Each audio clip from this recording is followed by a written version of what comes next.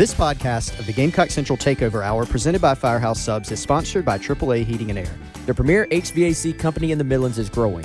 Are you a top HVAC technician? AAA Heating and Air is looking for dedicated applicants to fill their fast-growing service department with top-notch HVAC technicians. If you're the best, then they want you. If you're ready to stop working and start a career, you can earn up to $100,000 plus a year at AAA Heating and Air. Quality candidates will have at least 2 years experience and a good driving record. Benefits include top industry salaries, commission on service and unit sales, set call limits, company-provided take-home vehicle and gas card, company-provided cell phone and tablet, health, dental, and vision benefits, 401k retirement plan with company match, and scaled PTO based on length of service. Contact Roy and Dana Finley at 803-677-1500 or check out their job postings on Facebook or ZipRecruiter. AAA Air when you need us. AAA Heating and Air. It's the Gamecock Central Takeover Hour with Chris Clark, Wes Mitchell, and Tyler Head on your home of the Gamecocks in Columbia. 107.5 The Game on 100.3 The Game in Myrtle Beach and 100.5 The Game in Florence.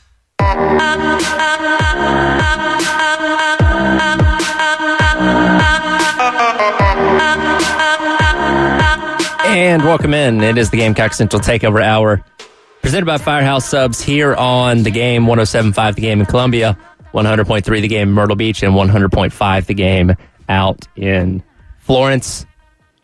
Guys, we're 3 days away. I think Colin and I did the math. We're roughly 80 hours away from kickoff, I believe, as we're sitting here at 11 a.m. on Wednesday morning. I'm surprised Colin let you do math on it and talk about 80 hours. Is he okay with not now that we're into more hours and days? He's final push. We're in the end game now. I think I broke him about 3 weeks ago, where I think he just accepted it at that point because I do it every day. So he's cool with it. So there's just nothing he could do at that point because he knows I'm going to do it. Well, you are the host, so you can do what you want. There we go. I run the show. Yeah, Wes is happy. Wes is happy because we're in real football. No week 0. Yeah. Well, we're now in the brief depth chart season leading up to actual football season. Yes. Which I'll take that over week 0. I'll take that over talking season. Take that over countdown season. Give us some football. We got some good Thursday games. I mean, these are pretty solid. Get a look at Florida. Get a look at Utah. Get a look at Nebraska. Pretty good stuff. Yeah, I'm actually pretty excited to get a look at Florida because, again, not very high on Florida. They might prove me wrong. I don't know if beating Utah will be some watershed moment if they do it. Utah's had some injury questions. Yeah, and I don't think, if I remember correctly, Utah was the favorite team going into last year's matchup, and Florida's able to pull out, tight game to win down to the wire there. So I imagine Utah's going to be favored again. We obviously know Florida's had a bit of a rough offseason, but they could jump up and surprise us again. Who knows? Yeah, I think I saw Utah 6.5-point favorite. 6.5-point favorite, but not sure if they're a little steep. Not sure if their quarterback's going to play yet, unless something's come out in the last several hours. So, that's kind of an interesting game. Curious to get a look at those guys. What cupcake does Georgia have to start, Tyler? UT Martin. UT Martin. But I can guarantee you, Kirby is selling that like they're the, 85 Bears? Yeah, pick your great team. Now, he claims he did not say they were going 7-5 or whatever. He claims that. Somebody said it. Somebody definitely said it. We actually have some plot twists, guys. Let's go to Gamecocks, North Carolina. So, couple national predictions for the Gamecocks now. You see this, Wes? No. Josh Pate picking the Gamecocks. That's right. J.D. Pickell, our boy at On 3, picking the Gamecocks. All right, so now Mac Brown is happy. Mac Brown is now consuming this content. Nobody believes in us. Everybody's picking them. Now he's getting, he's running out of content. It was. Now his material has been replenished. Shane Beamer, on the other hand, is I think firing back a little bit. Not firing back at Mac Brown, but he's starting to, as the game approaches, I'm not too happy with how my team has practiced lately.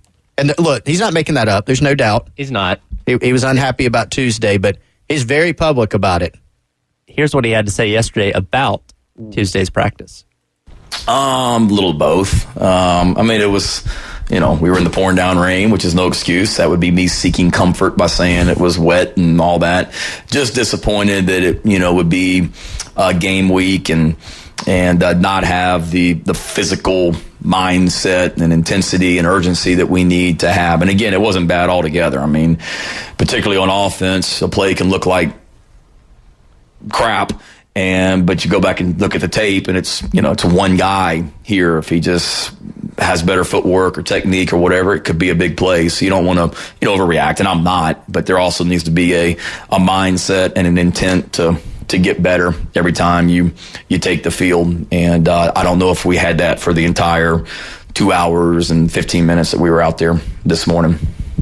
I appreciate his self-containment by saying crap, so we could actually play that one on the radio, but very clearly frustrated with what he saw yesterday morning. And look, no coach is going to say, yes, we had a perfect practice, especially on game week, because you always want to continue to build and continue to get better. But it sounded like wasn't the best practice by any means yesterday morning. How about the self-awareness of Shane Beamer to say, yeah, if I make an excuse, that would be me seeking comfort in something by giving us an out.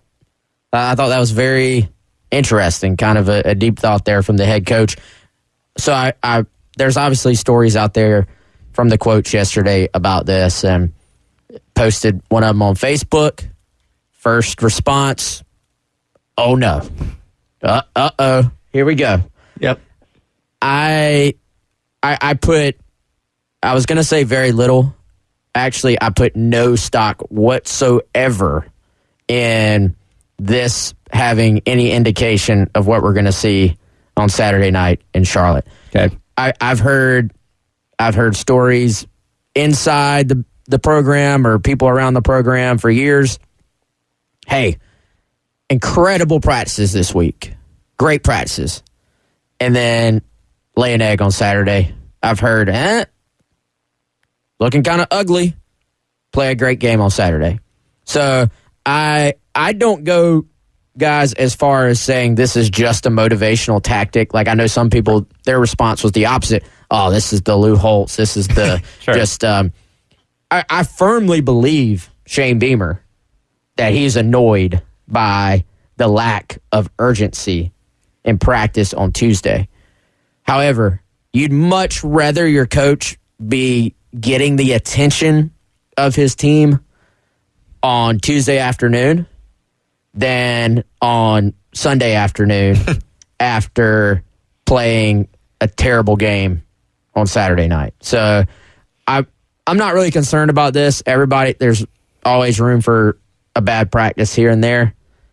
I would guess with the leadership they have on this team, they have a much better practice this morning. And Shane Beamer, the public, number one, the public doesn't see practice anymore in this era of college football. It's very rare, actually. And so that's the case here. The media gets to see some snippets. But, Wes, we know from Beamer's first 2 seasons here and another spring, summer, and preseason, he has more of an edge than probably he's given credit for. And there have been multiple occasions where he's gotten after this team. A post-practice huddle, in the middle of a practice huddle. And he mentioned yesterday during that same press conference that Tuesday is typically a very tough practice for them. The schedule is kind of Tuesday, Wednesday, Thursday practices.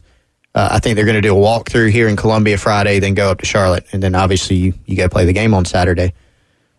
And so it's really Tuesday is, a demanding day, a competitive, physical day, and it kind of sets the tone for the week. And so Beamer is careful to say, not everything was bad, but I think just the way he thinks and what he wants to see out of this team, clearly it wasn't good enough yesterday in some areas.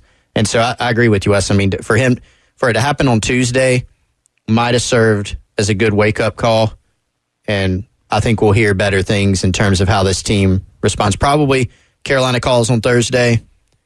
He's probably going to address it, and my guess is he says, I'm happy with how he responded after that practice. You can listen to Carolina calls right here on the game coming up at 6 o'clock tomorrow night. Tyler on fire with the segues today. Boom. Nice, Tyler.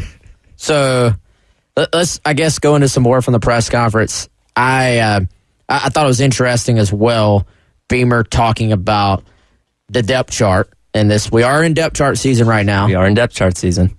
Until Saturday. Until Saturday. We say until kickoff. Like, that's the end of depth chart season. During the game. So, but he talked about, remember how we were like, oh, we're a little surprised there weren't those oars at wide receiver past the starters, oars between second and third team. We were like, little surprised. Maybe didn't throw another running back on there and throw an oar in there too.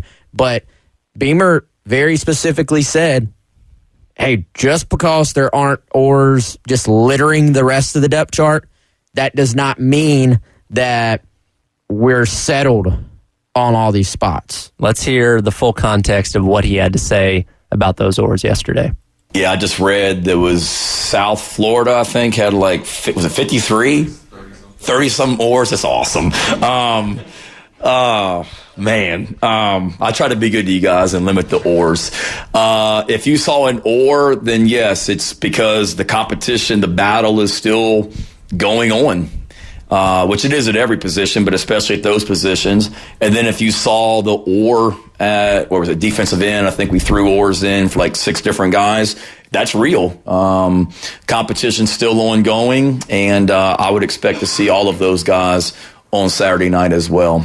So again, I know that I think Coach Saban, he said what he said yesterday about depth charts and all that as well, and I get it. I mean, the depth chart is listed a certain way, but we may start the game defensively in a unique personnel grouping, or we may start the game offensively in a unique personnel grouping that puts somebody that's listed as a backup in the game as a starter. I don't know, but those guys that are listed on that depth chart, you're going to see them Saturday night, and then you're also going to see a lot of guys that aren't on the depth chart as well. So that's we'll see where we are on Saturday. For those curious, I think I counted on South Florida's depth chart a total of 31 oars. Basically, it's just a roster, essentially, is what they listed.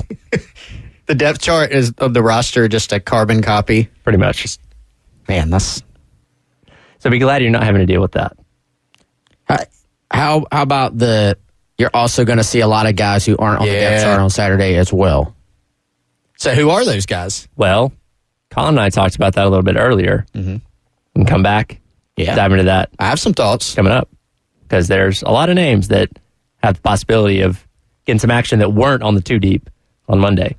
We'll hit that coming up. You're listening to the Gamecock Central Takeover Hour, presented by Firehouse Subs. Introducing Rich Valdez, America at Night, the podcast. Welcome to the Conversation Familia. A perfect blend of news and entertainment, interviews and insights. It's really just an expose on how messed up things are. America's nighttime town hall whenever you want. It's a huge problem that deserves a lot more attention. Rich Valdez, America at Night. Follow the podcast wherever you listen. You're on the game.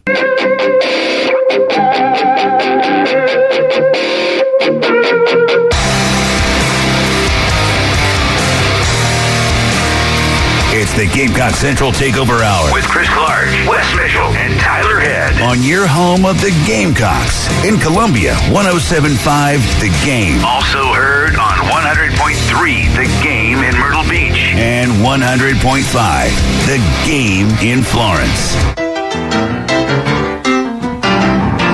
Welcome back in Gamecock Central Takeover Hour, presented by Firehouse Subs here on The Game. Tyler, Wes, and Chris along with you. Of course, coming up Saturday night, it is kickoff for game number 1 for the Gamecocks, taking on the Tar Heels.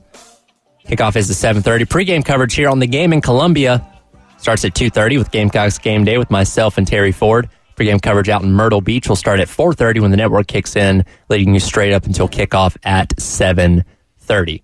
Keep it locked right here on The Game all week long for all your coverage, leading you right up to kickoff for the Gamecocks. Talking about depth charts, we heard from Shane Beamer just a moment ago. Obviously, the depth chart we saw the other day in the media guide was a 2 deep, but there are a lot of guys not listed that are going to get the opportunity to play, to some degree at least, come Saturday night. And I think one of the most obvious positions is definitely running back. You have Takarion Joyner and Juju McDowell listed as 1 and 2, but we expect DJ Braswell and Mario Anderson to get some form of touches as well come Saturday night. Guys, I thought it was pretty interesting. Beamer, first of all, also saying, hey, if there's an or, chances are all those guys may get a look.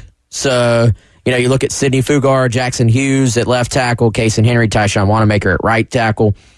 I would say pretty good chance 3 or 4 of those guys play the defensive end spots / edge, outside linebacker, whatever you want to call them all. 6 different guys listed for those 2 spots. Some of that's going to be highly determined by the health of Tyreek Johnson, JT Gear as far as the rotation. Could see 6 guys in there. And then, running back is a spot. I've always thought it was it's really hard to get 4 guys in the flow. So, Chris, I'm high on DJ Braswell.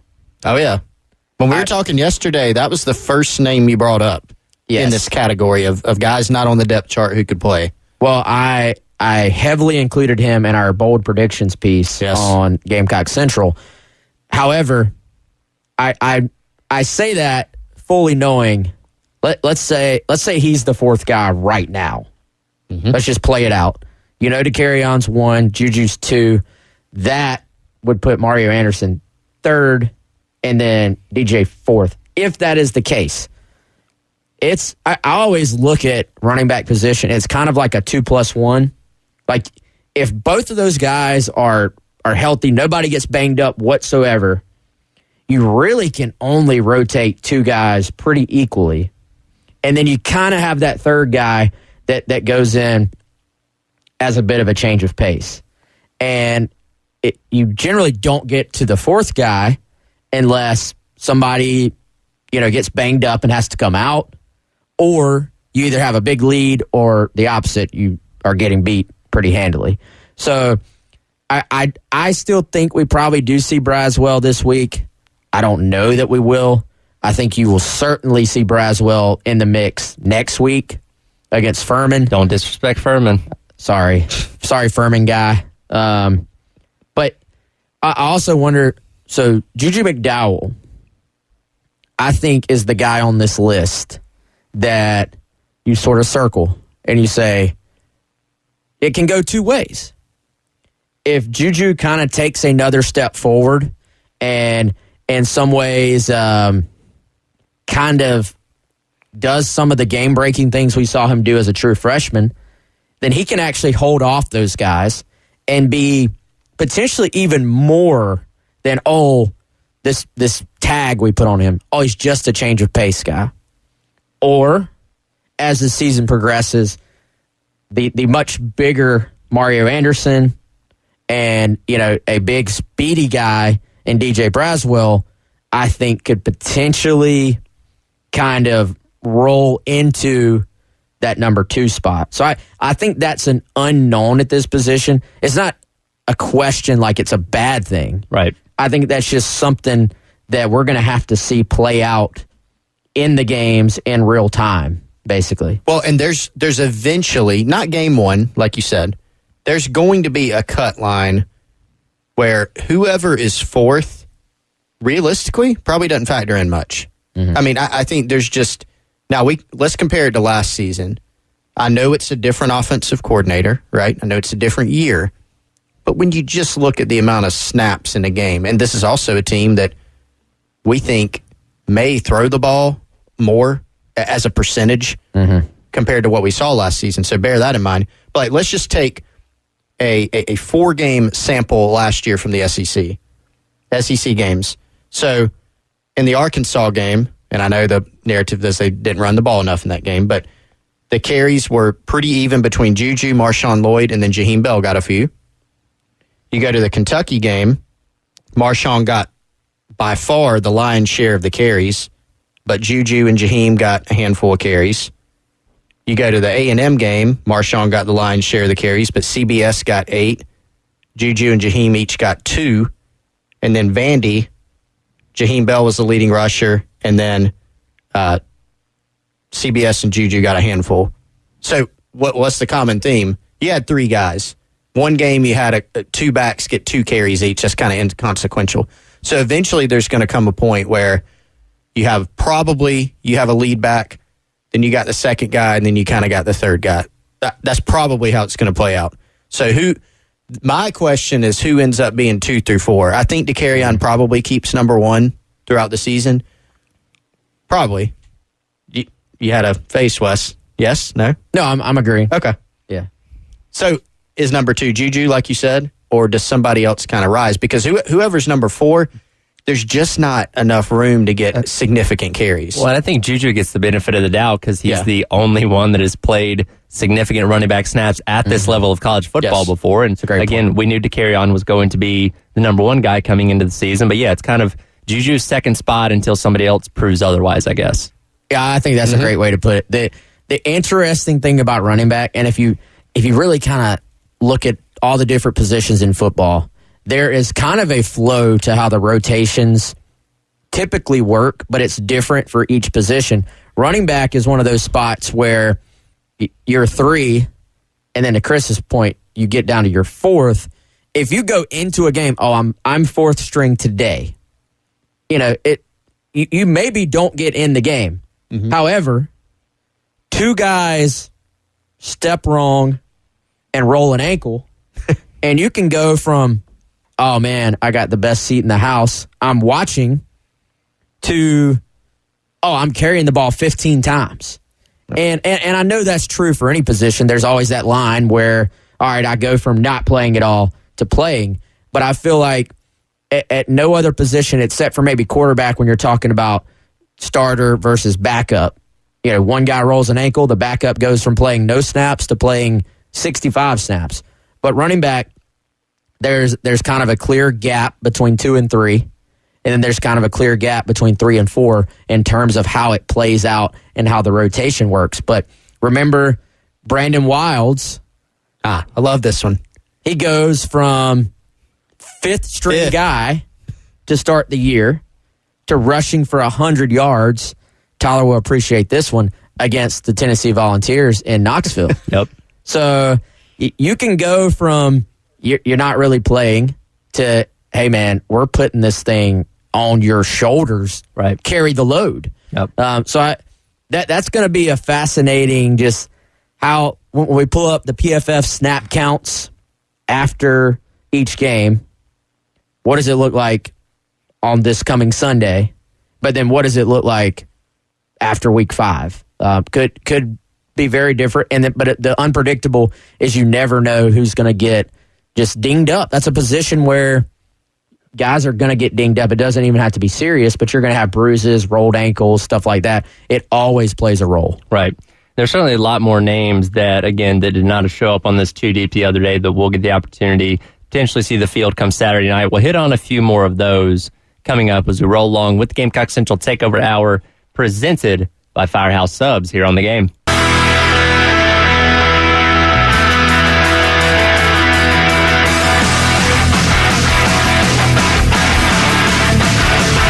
You're talking about. Sponsored by Love Chevrolet. On your home of the Gamecocks. In Columbia, 107.5 The Game. Also heard on 100.3 The Game in Myrtle Beach. And 100.5 The Game in Florence.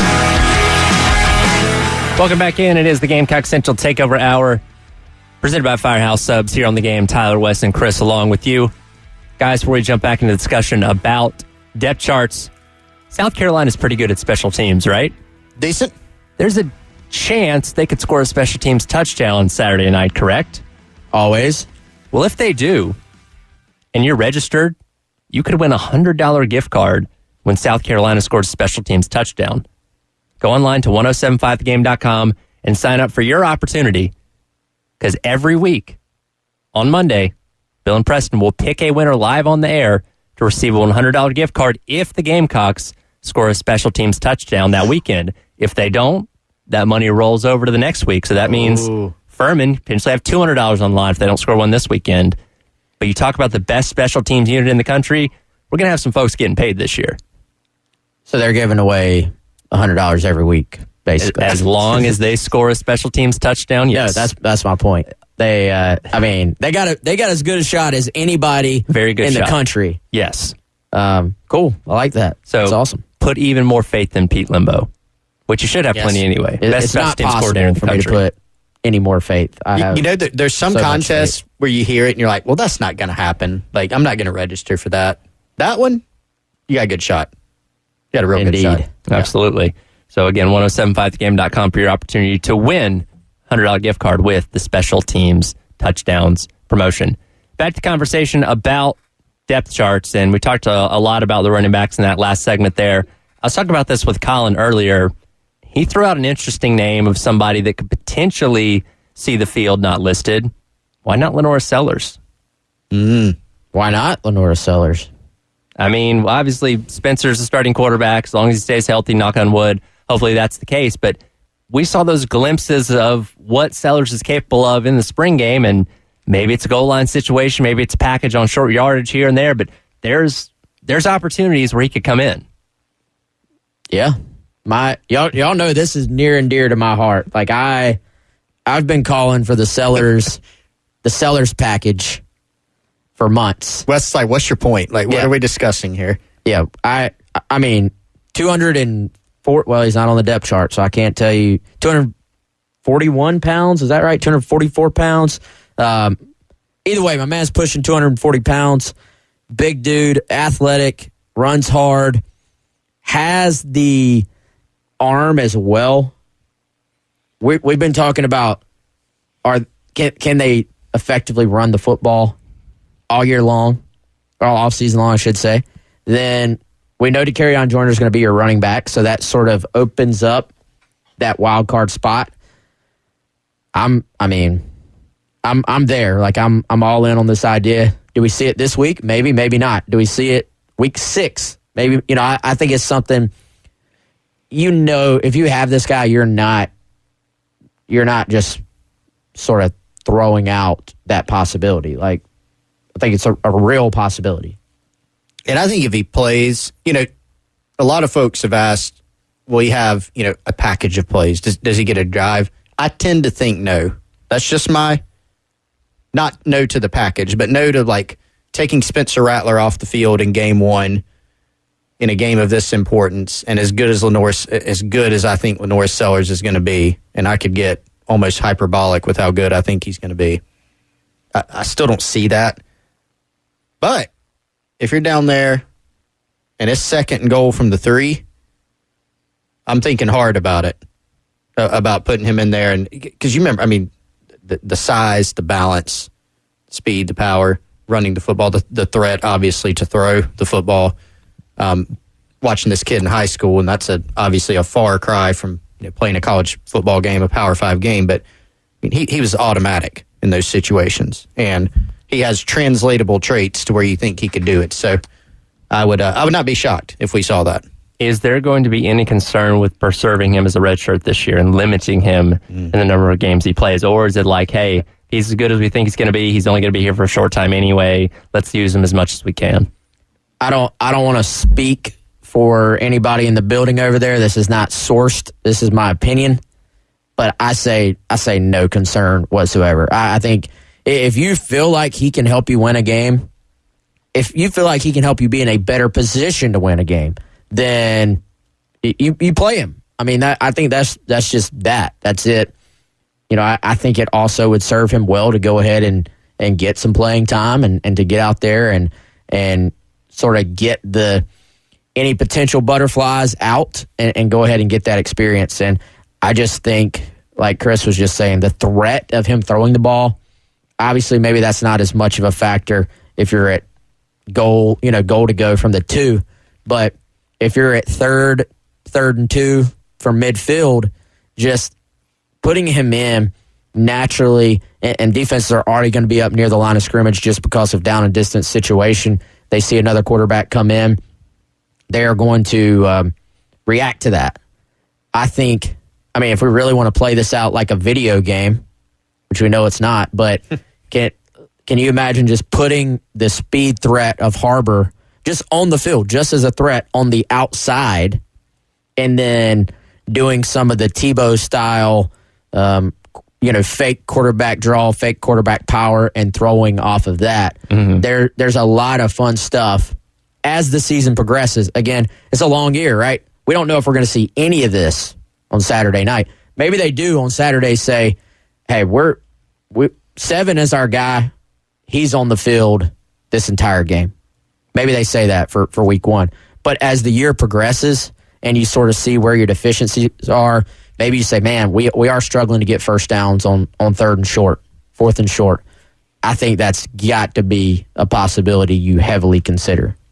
And let's say this game plays out.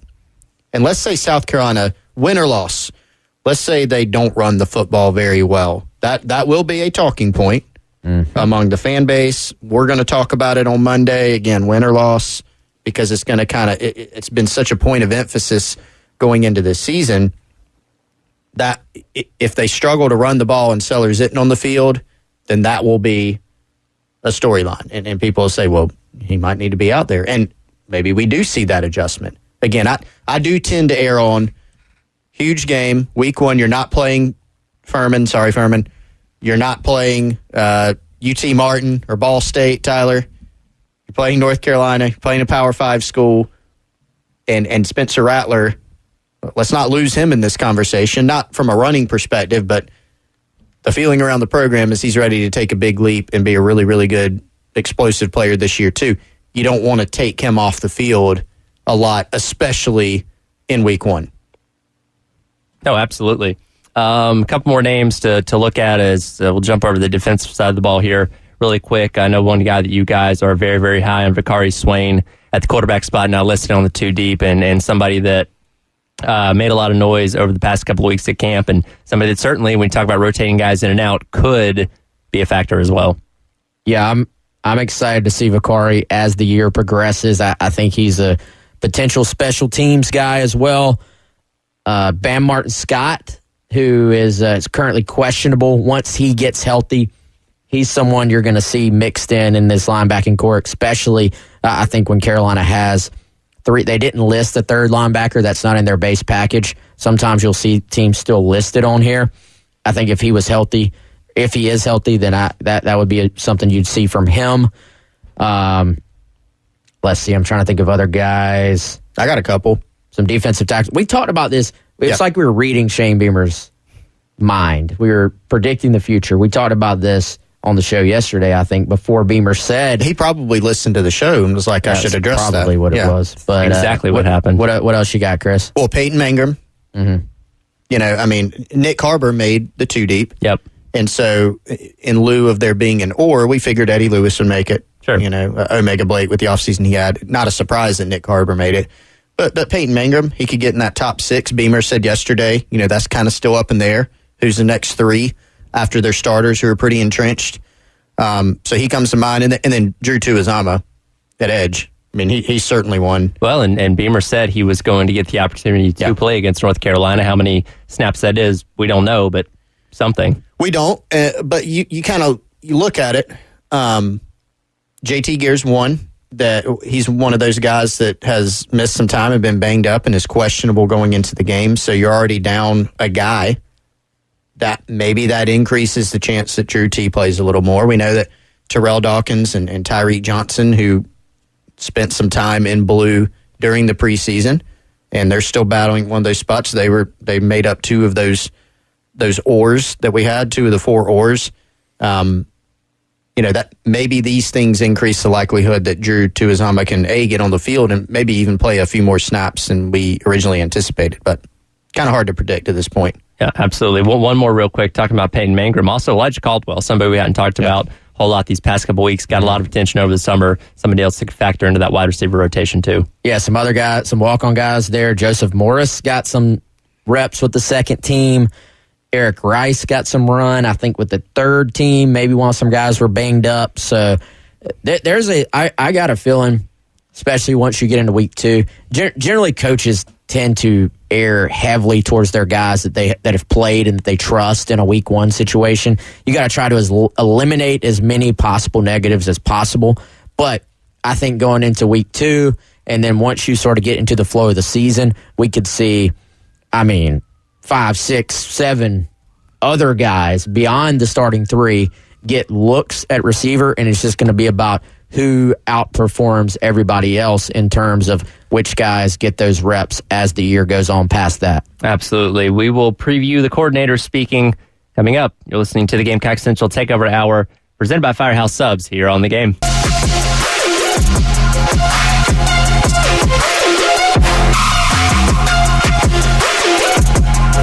It's the Gamecock Central Takeover Hour with Chris Clark, Wes Mitchell, and Tyler Head on your home of the Gamecocks in Columbia, 107.5 The Game. Also heard on 100.3 The Game in Myrtle Beach and 100.5 The Game in Florence.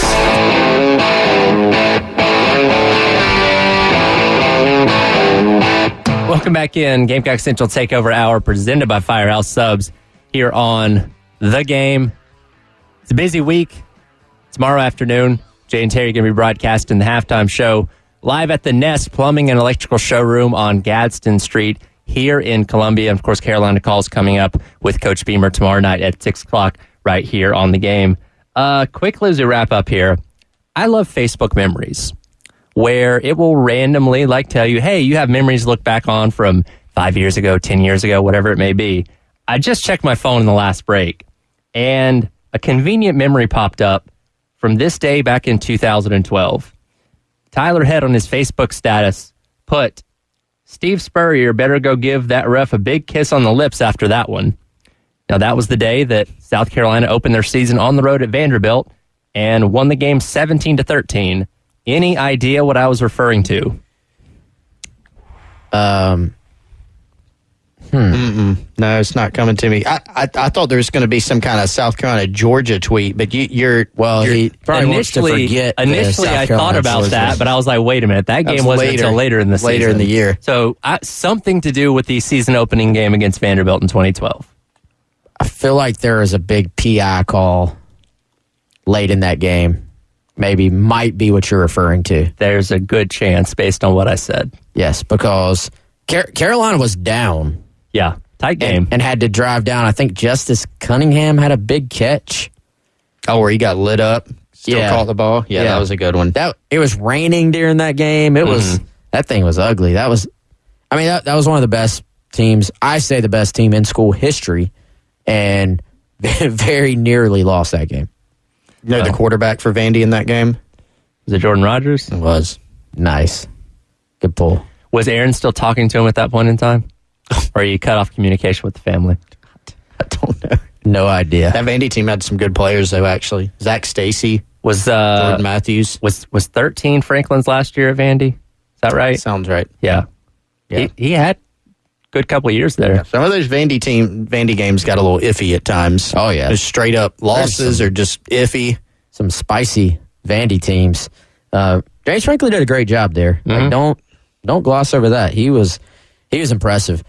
Guys, I was thinking earlier this week about the game Saturday, and y'all know at the end of last year, I mean, think about the Cam Smith quote that I won't repeat, but South Carolina's offense and just their entire mindset had that same sort of we're just going to let this thing fly. You know, they went into Tennessee game with that mindset because you felt like you had to keep up with their offense. Right. And then it was almost like, there's a sense of that against Clemson too, but it was to me it felt like, well, that our guys played so loose and so free, you have to take that same mindset into the Clemson game. You got a play action deep ball to your running back on 4th and 1 in your own territory. Trick plays in the bowl game as well. I wonder, especially against a very talented quarterback on the other sideline, do we see is this South Carolina's identity now that we're just gonna 4th and 1, we're just going for that. We're gonna be uber aggressive because we saw Shane Beamer be super, super aggressive year one, like PlayStation style aggressive, and I think he quickly realized we just don't have the offense to be this aggressive because going for it on 4th down a lot only works if you have an offense that can execute for you on 4th down. we saw late last year, he kind of went back to that. I'm very curious to see, is that what this team will be just in terms of mindset and approach to the game? Do you think that, let's say South Carolina scores first on Saturday. Does Beams just say we're going for 2? Does he pull that? He did that both of the past 2 years. Is that right? He definitely did it against Eastern Illinois. I can't remember against Georgia State. I don't know either. I know they were aggressive in both of those. Yeah, they did in the bowl game against UNC, right? Didn't they go for 2 off the bat or no? They've gone for 2 so many times that, like off the bat, like here it is, like not situational. And Beamer made a little mention of that the other day too. You know, Mac Brown's going to be ready for that too. So if you're gonna, it's got to be, if you're going to do a trick 2-point, it's got to be a tricky one, like one that doesn't just work because they're not expecting it. It has to have an additional element of surprise to it. That would be a good question to ask Dow Loggins later today when the coordinators speak to the media for the final time ahead of game number 1. I don't think he's going to answer that. Well, he's not going to answer it, but you just want to see what he says. Just like every player that's been asked, hey, what's this offense look like? And they've kept it tight-lipped, and maybe they do come out there in the triple option. Who knows? But they've not given us very much insight into what it's going to look like Saturday night. It's not going to be the triple option. It's not going to be the triple option. I can tell you that. As much as you want it to be, it is not. So South Carolina in the last UNC game, they went for 2 on the second touchdown. Okay. They made it 15-0. So they'll go for it on the 3rd touchdown this time. Just when they're least expecting it. That's right. Just keep moving forward. 1. There's something. This is tough on UNC. Yeah. I mean, right? Because like we talked about this, but with Chip Lindsey, if you're Clayton White looking at Chip Lindsey, there's some questions, but you have a lot of tape to draw on. And you have a lot of the Chip Lindsey kind of where he came from as far as the coaching tree. I mean, you have tape on Dow Loggins, and you have tape from what Spencer did at Oklahoma and what they did here last year. There's just a lot more mystery around it, I think. And so I think North Carolina has the tougher job from a scheme standpoint of figuring out what's going to be happening here. Right. Again, just 3 days away, a little under 80 hours to go until kickoff, finally getting some answers to these questions we've had the entire offseason. Coordinators coming up later this afternoon. We'll have plenty of sound from them.